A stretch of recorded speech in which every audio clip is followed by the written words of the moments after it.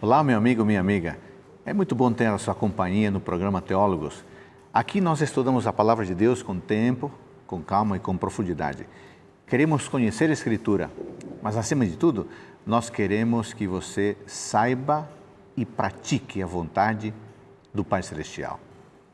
Como você está assistindo o programa Teólogos, eu imagino que você tem interesse em conhecer a Bíblia.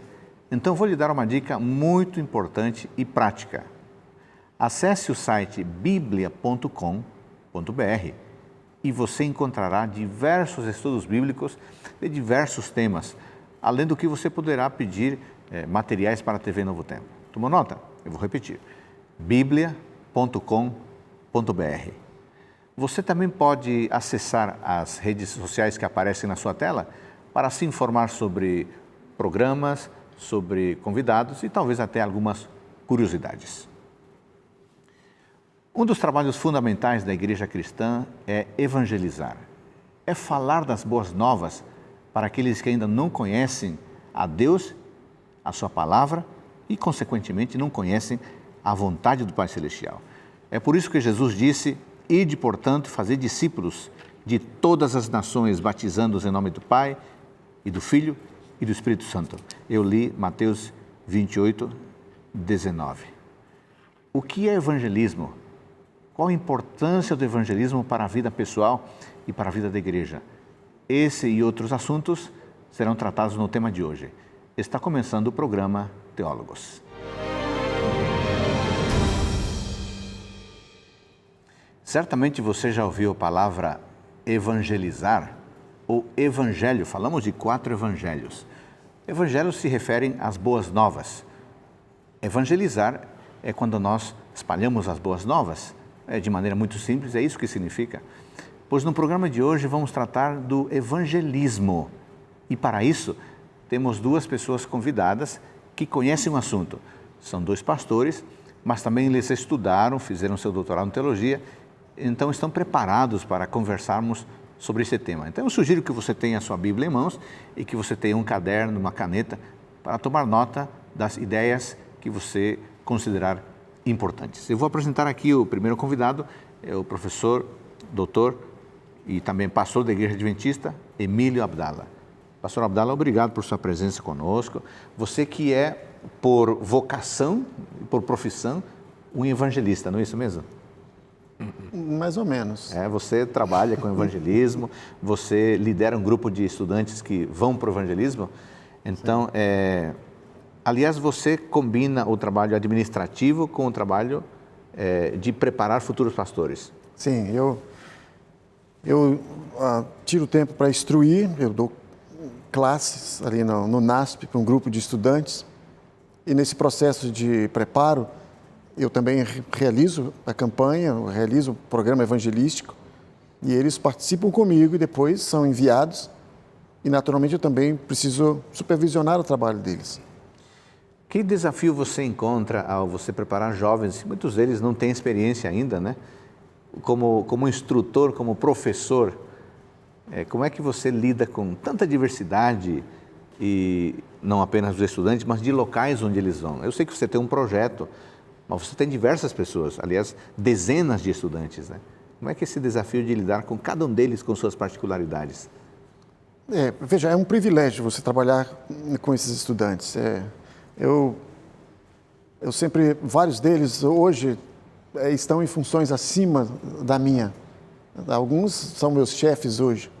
E eu me lembro de alguns que trabalharam comigo, foram obreiros bíblicos em campanhas onde eu preguei, ou que participaram de programas de evangelismo que eu supervisionei. Uhum. Então é uma alegria, dentro de 10 anos, 15 anos, você entrar na vida dessas pessoas e ouvir aqui e acolá uma menção de gratidão ou de carinho por alguma coisa que você tenha dito. Então, essa é uma grande recompensa daqueles que lidam na área como professores e trabalham com eles. E eu já trabalho com isso, primeiro no IAN, então foram inúmeras turmas. Uma instituição que ficava lá no Nordeste, o seminário. Nordeste. E agora também no NASP.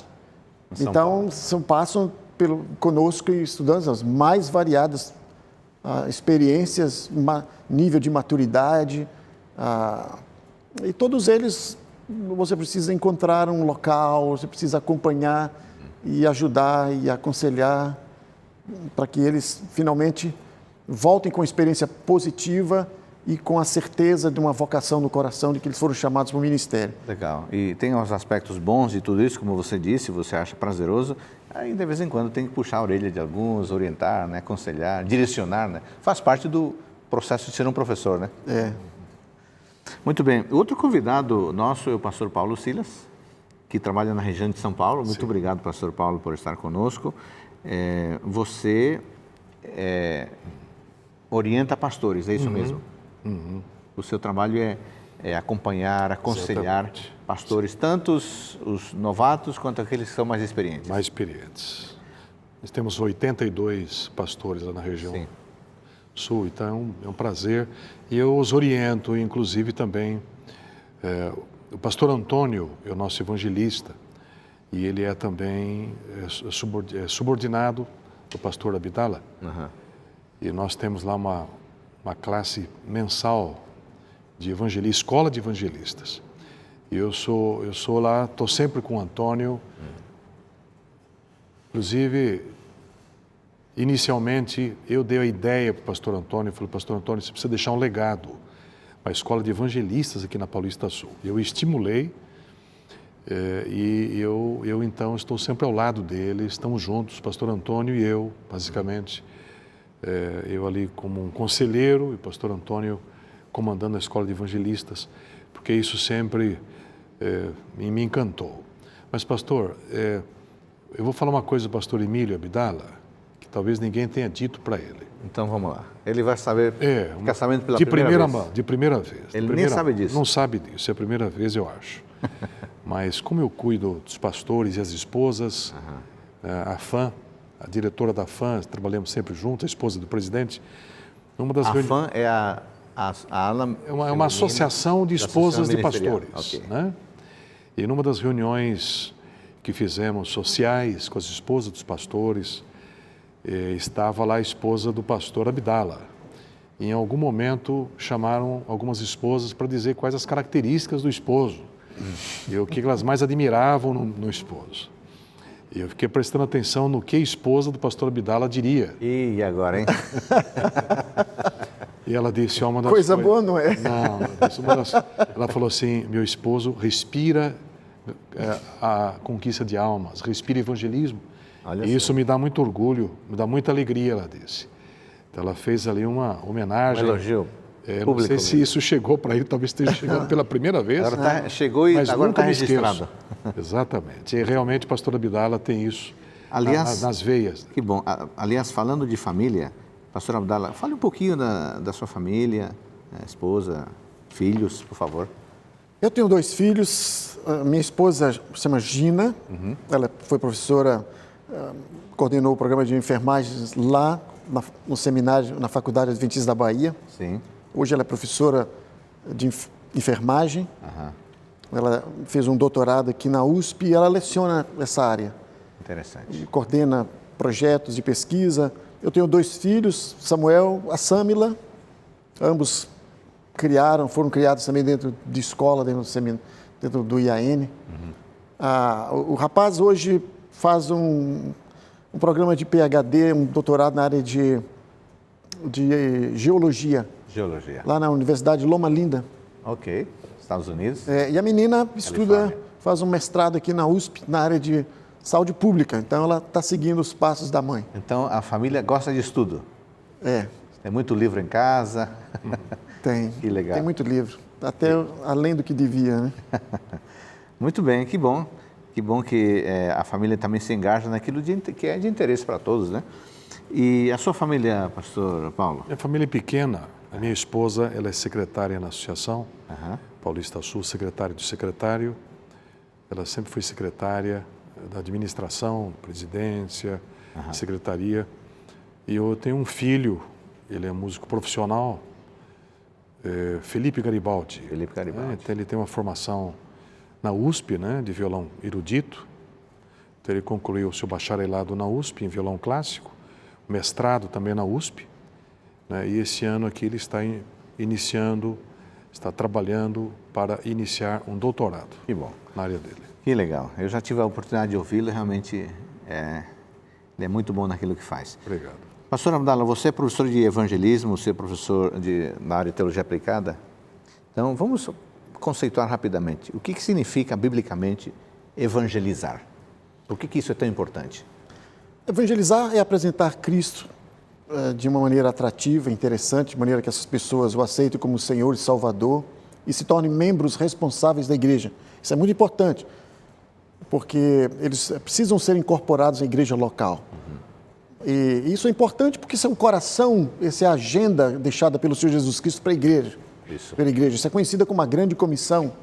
Muitos têm tratado como uma grande omissão, mas isso não é uma sugestão, é uma comissão do Senhor Jesus Cristo. Ele disse, ide, né, faça discípulos de todas as nações, o ide, pregue o evangelho, batize as pessoas.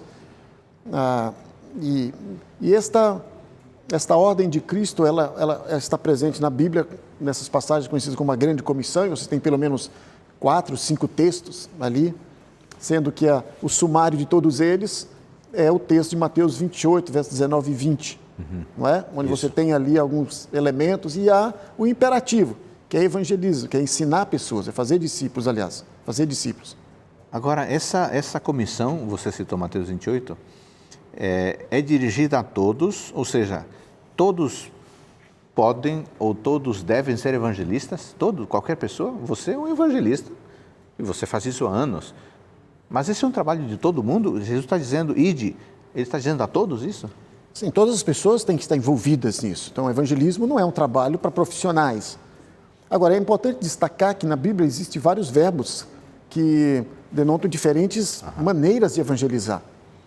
Então, você tem, por exemplo, uma palavra no evangelismo que originou a palavra gospel, não é? God spell, falar de Deus. Essa era a maneira mais prática, comum de se evangelizar na igreja cristã primitiva. Era o ato de compartilhar conhecimento e mensagem de Deus em qualquer situação da vida, do momento. Você tinha um outro verbo, outra palavra no grego, que era o querisso, que é mais no sentido de proclamar. Então, ele se torna um arauto. Essa é mais uma pregação, um evangelismo mais formal, não é? Que usa, quem sabe, a pregação como Filipe fez, como Jesus fez, Paulo fez. Talvez nem todos sejam evangelistas nesse sentido, nem todos sejam pregadores do evangelho. Mas há uma outra forma que eu acredito que pode ser comum a todos os crentes, que é o testemunho, não é? Que originou a palavra martírio. Isso. E essa palavra significa que a pessoa pode testemunhar através da vida, da sua obra, até com a morte, se necessário for, para falar de Cristo. Então, toda pessoa precisa ser uma testemunha de Jesus. Nesse sentido, todo cristão é um evangelista. Todo cristão precisa realizar o evangelismo. Então, você está dizendo que é o dever de todos, embora todos possam fazê-lo de modos diferentes. Com certeza. Ele pode fazer, ele pode usar os seus dons, suas habilidades, as circunstâncias onde Deus o colocou, né, usando os seus talentos, ou até as suas paixões pessoais, né, as suas preferências. Quando você fala do testemunho, pastor Abdala, você está sugerindo que mesmo a pessoa em silêncio, sem expor a Bíblia publicamente, ela está evangelizando com a sua vida? Bom, essa é uma pergunta interessante. Tem surgido muito questionamento em cima disso, porque, se não me engano, Agostinho disse que muitas vezes, pelas suas palavras, o seu comportamento fala mais alto que a palavra. Então, necessariamente, o testemunho é uma forma de testemunho, é uma forma de chamar a atenção para as pessoas. Mas eu imagino que você precisa verbalizar a fé em algum momento. Então, você não pode chamar evangelismo apenas quando você simplesmente dá um testemunho, mas você, em algum momento, você não verbaliza a sua fé. Ok. Então, eu acho que o papel do testemunho é importante, a maneira como você se veste, como você trata as pessoas. Isso chama a atenção, isso pode tornar a mensagem atrativa, mas em algum momento você precisa expressar aquilo ali, você precisa dar um testemunho. E nisso, toda pessoa tem alguma razão de testemunhar. Um momento de gratidão, de expor a maneira como Deus tem agido na vida dela. Sabe por que eu pergunto isso? Porque eu já ouvi em diversas ocasiões pessoas dizendo assim, eu não vou dar um estudo bíblico, mas eu vou ensinar a fazer pão, ou eu vou ensinar a fazer aquilo. Mas a impressão que dá é que quando se faz uma atividade específica, não está ligado a uma questão espiritual, é apenas uma habilidade que a pessoa quer transmitir ou ajudar alguém. Mas aqui você está dizendo que a pessoa precisa verbalizar a sua fé. Em algum momento. Agora, veja, há estilos diferentes de evangelizar. Por exemplo, eu vou mencionar aqui que há o estilo me fugiu aqui, por exemplo, da exposição, da pregação. Por exemplo, Paulo expunha, era um pregador, sim. Pedro pregava. Nem todas as pessoas têm essa habilidade como Pedro de ir num Pentecostes e pregar esse estilo. Mas você tem um outro estilo também que é mais testemunhal. Não é? Esse estilo, por exemplo, do testemunho, ele é visto na experiência, por exemplo, do cego. Okay. Ele deu um testemunho, olha, se ele é ou não é, não sei, uma coisa eu sei. Eu era cego, agora eu sou assim. Veja, ele testemunhou em sua própria experiência do que Deus fez por ele. Sim. E ele está evangelizando. Não tem razões para crer que ele não esteja evangelizando. Entendi. Há outros momentos que você, como um estilo mais convitacional, você veja, por exemplo, você tem um exemplo daquela mulher samaritana. Ela não pregava, ela não tinha muitas habilidades, mas ela chamou a atenção de toda uma cidade em relação a Jesus. Ela trouxe as pessoas a Cristo, ali em João 4, e ela deu uma grande contribuição em termos de evangelismo. Mas veja, um outro aspecto interessante é o serviço. Não é? O serviço, por exemplo, Dorcas, a Bíblia pelo menos não menciona se Dorcas deu algum estudo bíblico, pode ser que sim, mas ela costurava, o serviço ela fazia caridade e daquela maneira ela atraía pessoas para o Senhor Jesus Cristo. E tem também outro estilo mais confrontacional, eu diria, aquele estilo onde a pessoa argumenta, mais apologético. Não é? Como, por exemplo, Paulo diante do Areópago, em Atenas. Eu diria que esse estilo, como desse nosso amigo aqui da Novo Tempo, o Leandro Quadros, nem todo mundo tem habilidade apologética. Mas é um jeito também. Mas é uma maneira também de evangelizar. Então veja que cada pessoa tem estilos diferentes. Muito bem. E o pastor precisa ter sabedoria para não pressionar todos a fazer uma só coisa. Esse assunto está muito interessante, nós vamos continuar falando dele no próximo bloco. O nosso tema aqui é acerca do evangelismo. Voltamos num instante.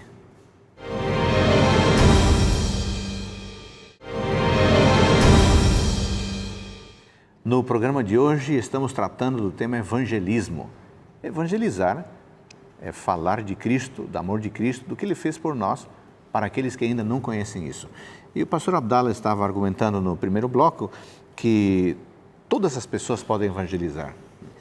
Obviamente, cada um tem a sua habilidade, sua característica, seu dom, seu talento, mas apresentar Deus aos outros é uma possibilidade e um dever de cada um de nós. O pastor Paulo, você que, além de pastores, você lidera também membros de igreja.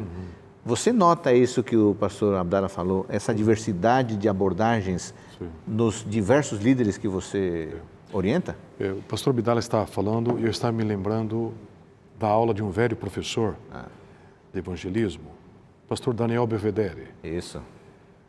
Ele dizia o seguinte para nós, que todos devem fazer evangelismo. Todos devem ser evangelistas.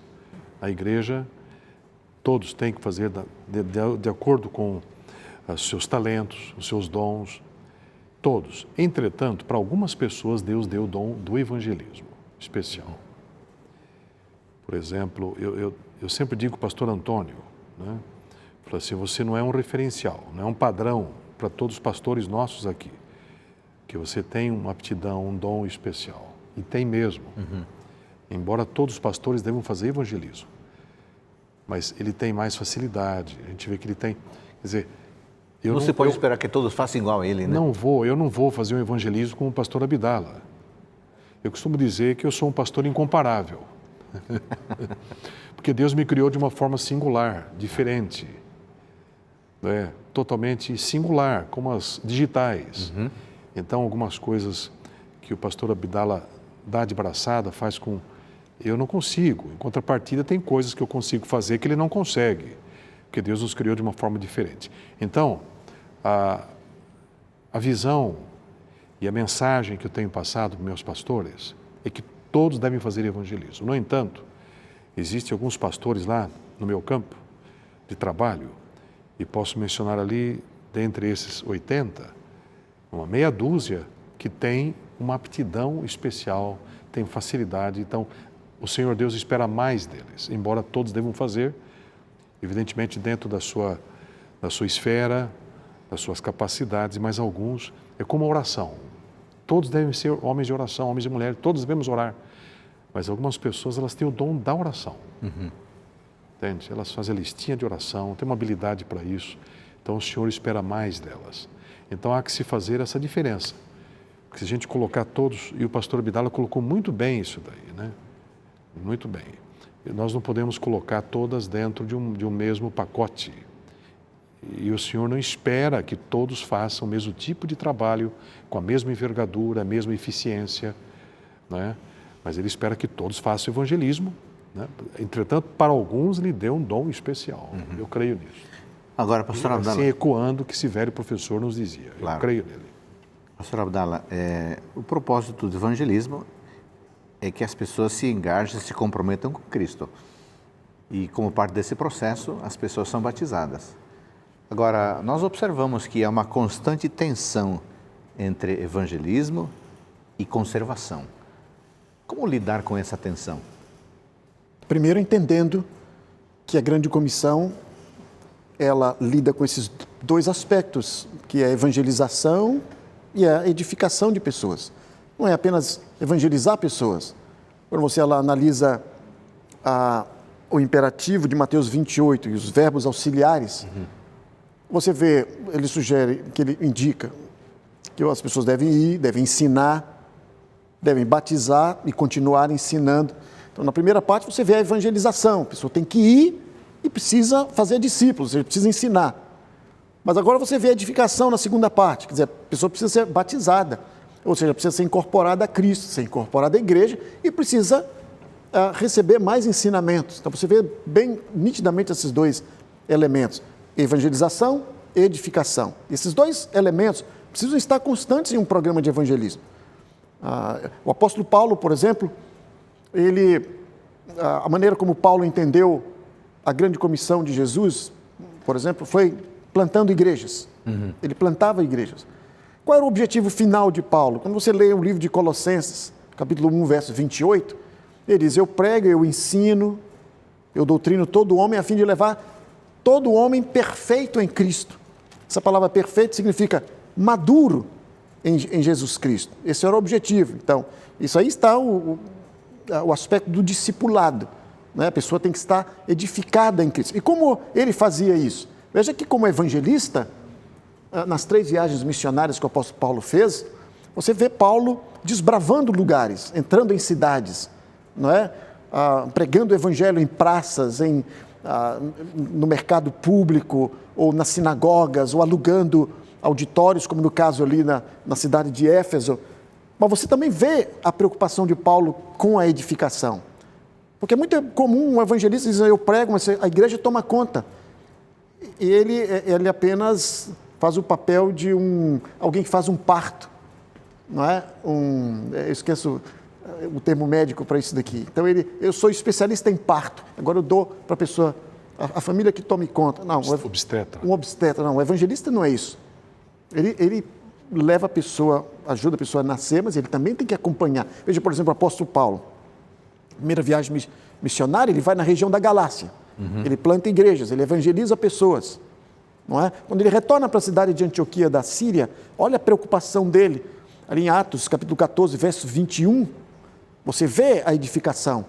Ele retomando todas as cidades para fortalecer os discípulos. Fortalecer os discípulos. Organizar essas igrejas. Quando você vai em Atos capítulo 15, a razão pela qual ele inicia a segunda viagem missionária é ver como os crentes estavam passando. Eu não sei agora de qual, onde está essa passagem em Atos 15, mas ele retoma os mesmos lugares para quê? Para edificar as pessoas. Atos 18, a razão pela terceira viagem missionária, a mesma coisa. Vamos voltar aos mesmos lugares, vamos edificar, fortalecer os novos discípulos, as novas igrejas. Então você tem Paulo evangelizando, Paulo edificando. E pense, por exemplo, em quantas vezes Paulo, quando se afastava desses lugares, mandava os seus associados, Timóteo, Tíquico, Tito, para que voltasse, confirmasse aquelas pessoas. Ou pense, por exemplo, em quase todo o Novo Testamento, que eram cartas da preocupação pastoral de Paulo, né? Direcionados para quem? Essas novas comunidades de pessoas. Então, o evangelista, seja ele pessoal, seja o evangelismo público, ele tem que balancear esses dois elementos. Eu quero ler esse texto que você mencionou aqui de Atos 14, 21. E tendo anunciado o evangelho naquela cidade e feito muitos discípulos, voltaram para Listra, Icônio e Antioquia. Ou seja, foram verificar, já tinham passado lá. Continue a leitura, veja.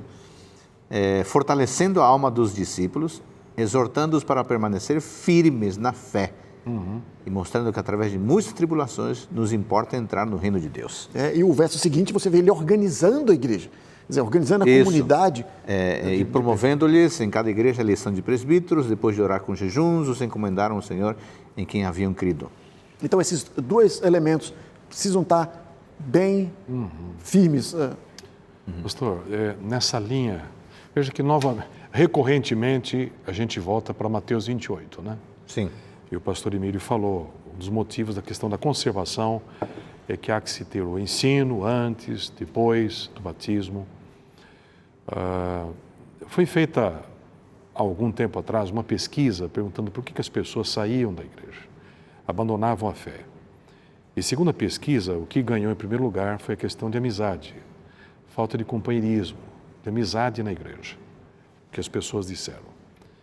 Então, em cima disso, aqueles que fizeram esse estudo disseram, está vendo?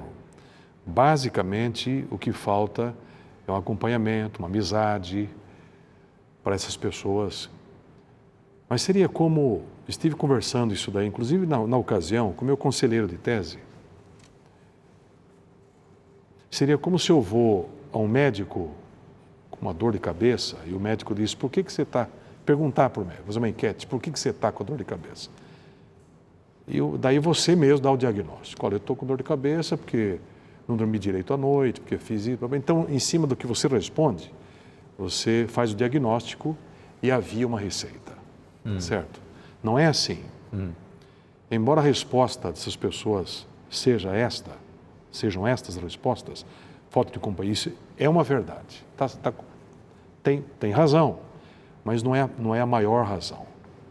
A maior razão para que uma pessoa ela abandone a fé é o fato de ela não ter sido devidamente ensinada, preparada, porque nos momentos preparatórios para o batismo, a pessoa tem que estar ciente, plenamente, estar firmada, enraizada nos ensinos de Cristo,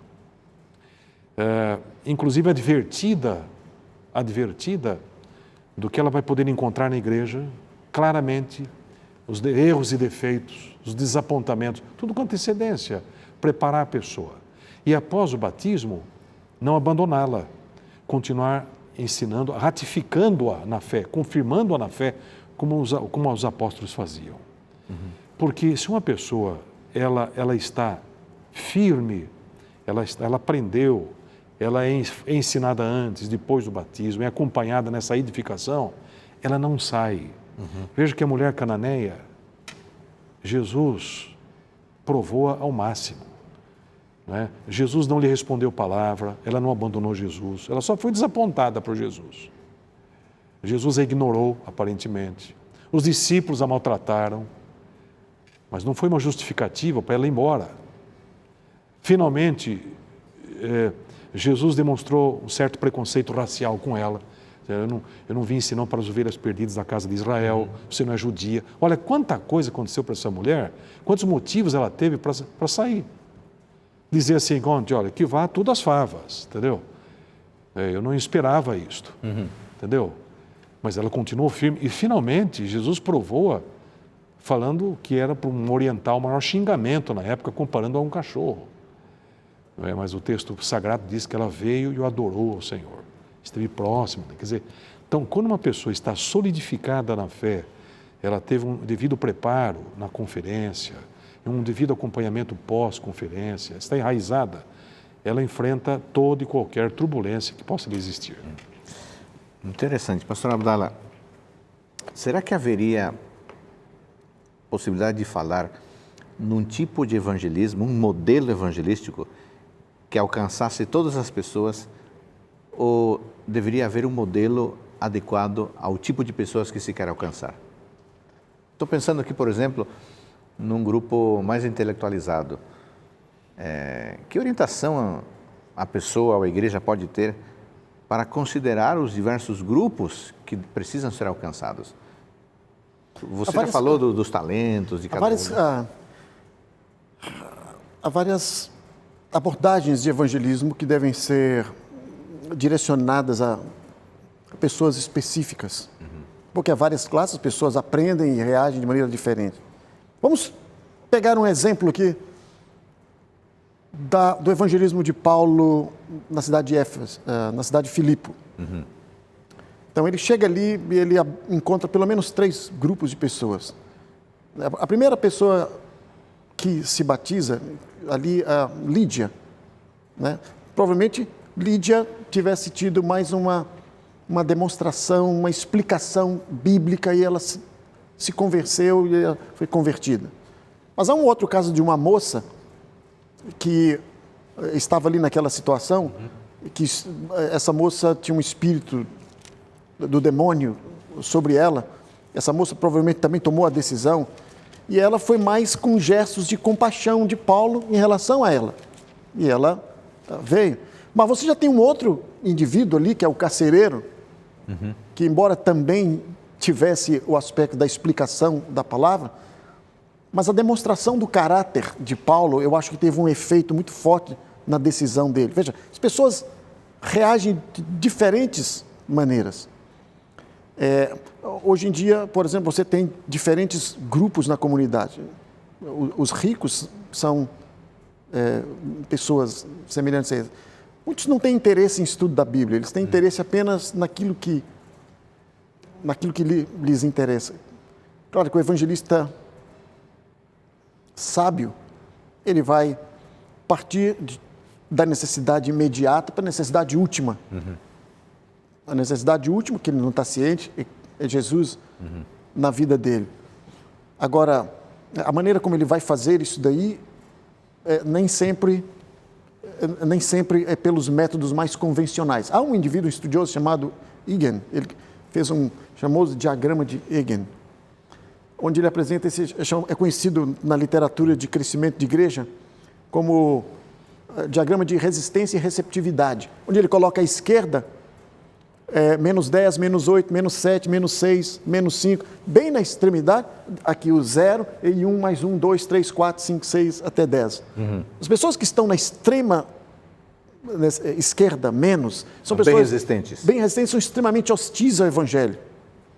Não é? Você coloque aí pessoas ateístas, você pode colocar determinados indivíduos, alguns que trabalham em universidades, pessoas que são bastante seculares. Se você vai à porta dessas pessoas oferecer o evangelho, muito provavelmente vão fechar a porta na cara. Essas pessoas não vão atender a esse tipo de metodologia.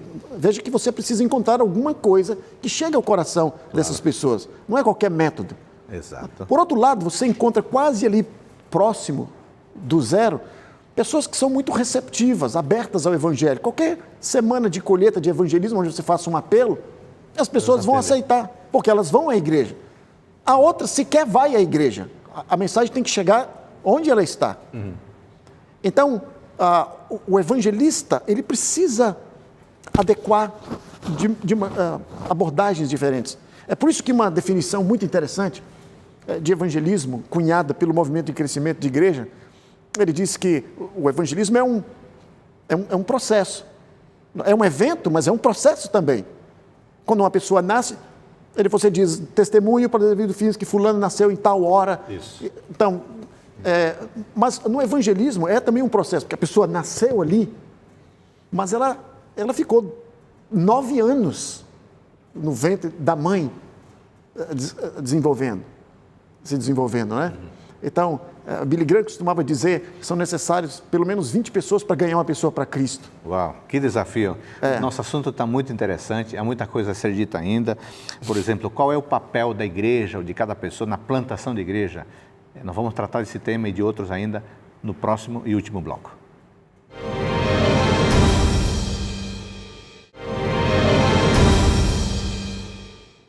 Em nosso programa de hoje, o assunto é evangelismo. E nós já vimos até aqui que todos nós temos esse compromisso de falar do amor de Deus a outra pessoa. E podemos fazê-lo a partir da nossa experiência, do nosso preparo, mas o fato é que todos nós precisamos nos envolver. Pastor Abdala, no bloco anterior, o tempo terminou, mas você estava falando, citou ali até, dizendo que 20 pessoas são necessárias. Sim, né? Billy Graham menciona isso, que pelo menos 20 pessoas são necessárias no processo de conversão de uma pessoa. E ele menciona, o problema é que as primeiras acham que não fizeram nada e as últimas acham que fizeram tudo. Então, você vê que é necessária a participação de muitas pessoas. Nesse processo de evangelização, o Espírito Santo usa diversos instrumentos e diversos métodos também de evangelização. Agora, o pastor Silas, a gente estava conversando no intervalo, será que podemos pensar que o elemento, por exemplo, social é importante para a vinda, mas ele seria importante também para a permanência das pessoas, para a sua solidificação enquanto cristãos? Para a vinda, ele é de fundamental importância, com uma força de atração, atracional, né? Amizade, veja a questão André, né? Aquela operação André, isso, falando, atraindo. Agora, para a permanência, ele é importante, mas não essencial. Ele é importante, mas não essencial. O essencial para a permanência de uma pessoa é a solidificação dela na palavra de Deus e na comunhão com Cristo. Ela enfrenta qualquer coisa. Ela vai ter aquele espírito de Jó, né? Ainda que ele me destrua, nele confiarei, não abandonarei, né? Então, esse é o espírito. Nessa linha, eu gostaria de fazer uma observação, sim, pastor, nessa linha do pastor Abdala, de adaptar a mensagem, a pregação com as diferentes classes de pessoas, preocupar-se com... Eu me lembro de uma aula, um seminário que eu assisti com o pastor Abdala, no colégio, ele dizia, eu achei uma expressão interessante que ele está se esquecendo de mencionar aqui hoje. Então vamos lá, vamos refrescar a memória dele. Vamos refrescar a memória do pastor Abdala. Ele disse assim, a gente tem que... A pregação, eu achei muito interessante isso. A pregação, você tem de atender a necessidade da pessoa. É como se você tem que coçar onde está coçando. Né? Exatamente. A pessoa está com uma necessidade... Você precisa descobrir, detectar aquela necessidade dela e exatamente coçar onde está coçando. Naquele ponto, você vai alcançar, vai ajudar aquela pessoa. Mas uma preocupação, pastor, que eu tenho, é uma coisa que eu creio que deveremos crescer cada vez mais nisto, é essa preocupação de adaptar a nossa mensagem, nosso evangelismo às diferentes classes de pessoas. Eu creio que nós temos dado assim muita ênfase, e é importante, mas só num segmento. No mundo evangélico protestante, tá certo? Uma classe, às vezes, mais humilde, classe C, D, né? Nós temos dado uma ênfase e todas essas pessoas, todas as classes devem ser alcançadas, inclusive estas. O mundo católico, o evangélico protestante, mas nós não temos ainda uma estratégia, deveríamos ter, por exemplo, uma série de estudos bíblicos. Esse é um desafio que eu tenho, por exemplo, para diferentes classes, por exemplo, pessoas... para médicos ou para pessoas de alta classe elevada, dizer, os princípios de uma temática de abordagem bíblica dessas pessoas é mesmo os princípios, mas a forma deveria ser diferente. Como deveria, a minha preocupação em alcançar a classe médica, por exemplo, como alcançar os ateus. Os ateístas precisam ter oportunidade, claro, de ter uma estratégia para alcançá-los, tá certo? um estudo, por exemplo, para o mundo muçulmano. Para o mundo muçulmano.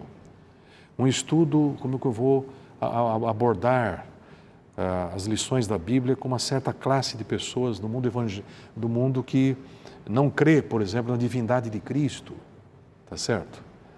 Né? Que tem uma tendência ariana. Então, é por isso que alguns dizem, minha tese foi sobre estudos bíblicos, você não tem um estudo bíblico ideal? Eu falei, não, a minha tese é para servir como um manual, para que a própria pessoa ela faça o seu estudo. Esse é o ideal, o desafio. Que o indivíduo, ele mesmo, dependendo de onde ele está, as necessidades, tá certo? E se ele vai falar vai dar um estudo bíblico para um médico, ou fazer o evangelismo uma classe elevada, classe social, classe A, né? Como eu vou abordar? Esse é o maior desafio nosso.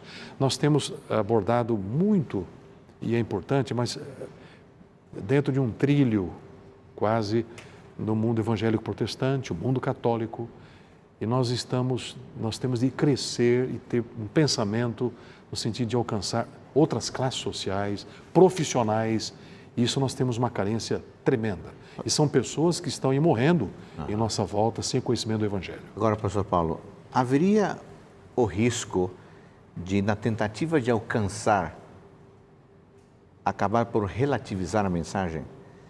Eu quero tanto alcançar e considero tanto a necessidade do outro que eu começo a diluir a mensagem?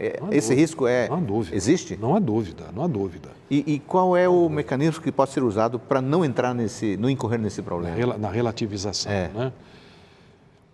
O mecanismo é eu conhecer, eu passar para as pessoas, ter bem em minha mente os valores absolutos da religião. O senhor tocou num ponto importantíssimo, senhor, porque nós temos duas correntes. O ecumenismo, que é uma tendência de união de igrejas em torno de uma igreja-mãe, né, de acordo com a encíclica de João Paulo, a encíclica papal agora, né? Papal, né? Ut unum sint, para que todos sejam um, é um desejo de que o mundo cristão todo se una, é um ecumenismo.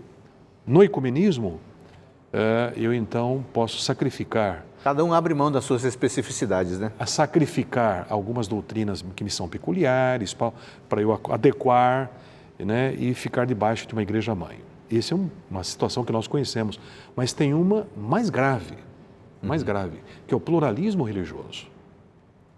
O que é o pluralismo religioso? O ecumenismo é uma união de igrejas no aspecto externo, mas o pluralismo é a união das igrejas interno, no sentido de que, para eu não ter dificuldades, essa relativização que você me perguntou, para eu não ter preconceitos em relação a outra igreja e tal, eu vou abrindo mão da singularidade da minha mensagem, daquilo que eu creio, das doutrinas que eu tenho convicção.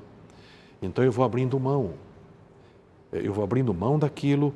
De repente, o pluralista religioso, existe mais afinidade entre duas igrejas que são diferentes denominações, mas são pluralistas, tá certo? Pluralistas. Elas abrem mão daquilo que creem para conseguir a unidade, para não ter problemas, relativar aquilo que ela crê, os valores normativos da Bíblia, tá certo? Então, com o objetivo de unir, não ter problema. Existem denominações, pastor, que têm a mesma igreja, mas cada um crê de uma forma.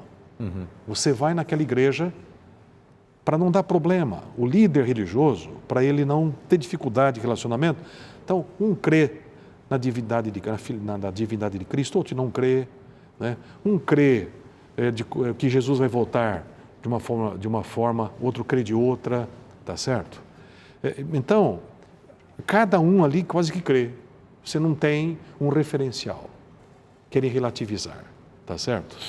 E muitas vezes entre duas igrejas protestantes tradicionais existe muito mais afinidade do que numa só igreja pluralista, onde cada um pensa de uma forma.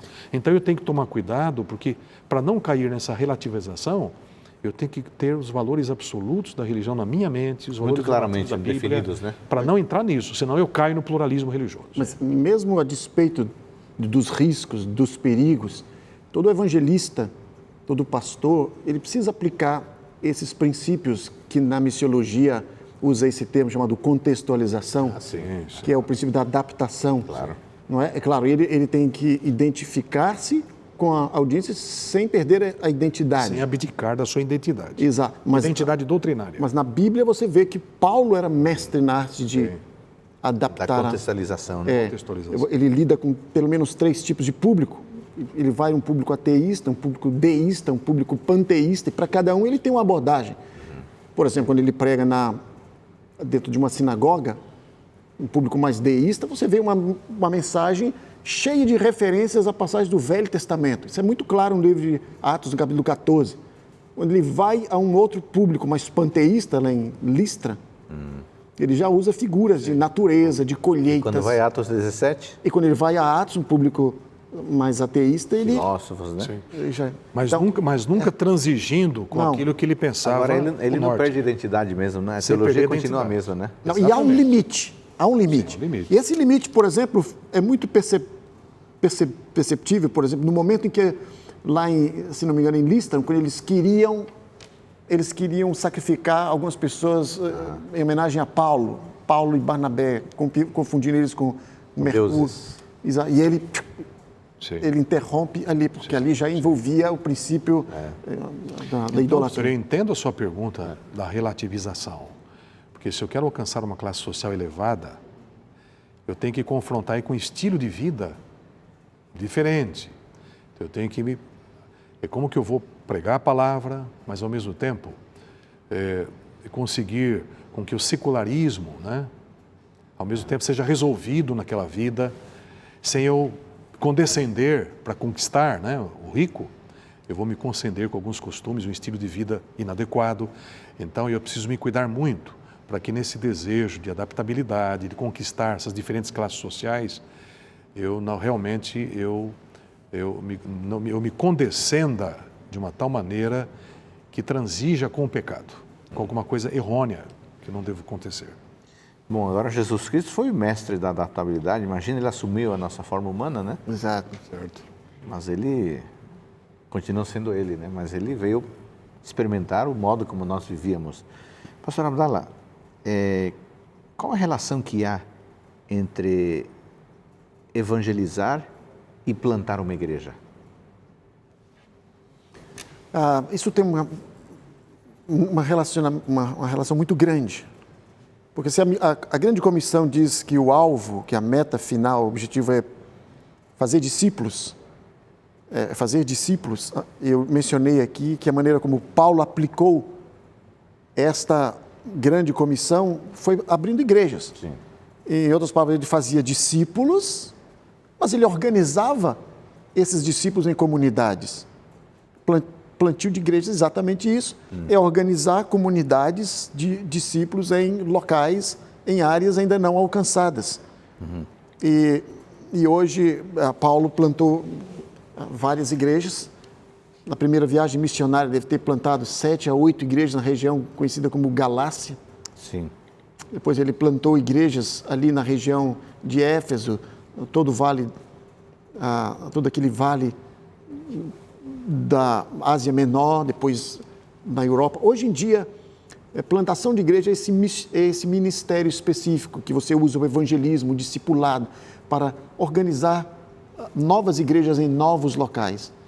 E isso tem se tornado, ultimamente, como algo de sobrevivência da denominação. Uma igreja que não planta igrejas, uma denominação que não planta igrejas, ela está fadada a desaparecer. Porque há um entendimento de que igreja é um organismo vivo. Uma igreja nasce, uma igreja cresce. Muitas vezes uma igreja fica sujeita ao envelhecimento, não é? E a igreja precisa se multiplicar, precisa se reproduzir. Então, há igrejas que, de maneira intencional, tomam pílula anticoncepcional, porque elas não querem se multiplicar, elas são estéreis. Mas uma igreja precisa multiplicar uma outra igreja em outros locais. E não apenas para pessoas que sejam da mesma cultura. Mas a igreja, e a grande comissão implica isso, Todas as nações. Nós precisamos alcançar vários grupos culturais, né? Nações, tribos, línguas, pessoas semelhantes a nós e pessoas de outras etnias, mesmo presentes em nossa comunidade. E a maneira como você alcança isso é estabelecendo igrejas. E quando eu falo plantar igreja, não significa construir prédios. Porque, biblicamente, igreja não é prédio. É a congregação, né? Exatamente. Igreja é uma comunidade de crentes que pode se reunir em qualquer local.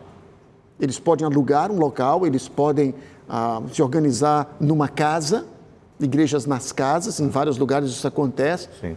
Ou eles podem também construir igrejas. Mas Agora, pastor Abdala, haveria um número assim adequado?